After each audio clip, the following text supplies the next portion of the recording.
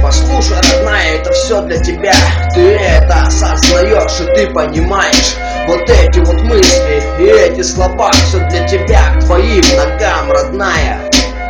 Вот эту серенаду посвящаю я тебе, и между строк скажу, что люблю тебя очень, и ты нужна мне как никогда. Поверь, без тебя я умираю, без тебя мне плохо очень, без тебя все превратилось в какую-то серую массу. Мир черно-белый стал, как будто бы я одел маску. Я не живу, а существую в этом мире.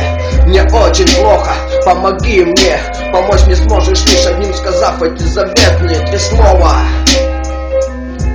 Я люблю тебя так, как раньше никого не любила, и ради тебя я на все готова.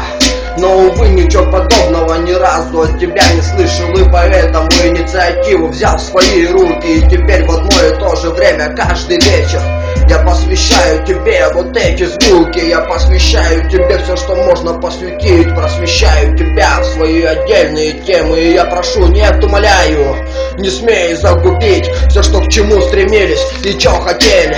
Да, мы расстались с тобой, и это глупо с моей стороны. То, что отпустил тебя, я каждый вечер говорю себе, что я сука. То, что позволил сказать эти слова. А теперь я осознал все происходящее точно и понял то, что без тебя мне не прожить и дня. Я повторяюсь еще раз, я люблю тебя очень. Вернись ко мне, ты очень сильно мне нужна. Ля-ля-ля-ля-ля-ля-ля. Эту серенаду я писал 2 дня, пару дней заморочек, и я расставил точки, и пару точек вдул в себя для себя. Ля-ля-ля-ля-ля-ля-ля. Эту серенаду я писал 2 дня, пару дней заморочек, и я расставил точки, и пару точек вдул в себя для себя. Неважно кому посвящаю эту тему, но она этого человека заденет конкретно, прямо по сердцу ножом проведет по вене. Ну, короче, хуйню в конце пройдет, все равно похуй, давайте. Че, кого там, свидимся, увидимся.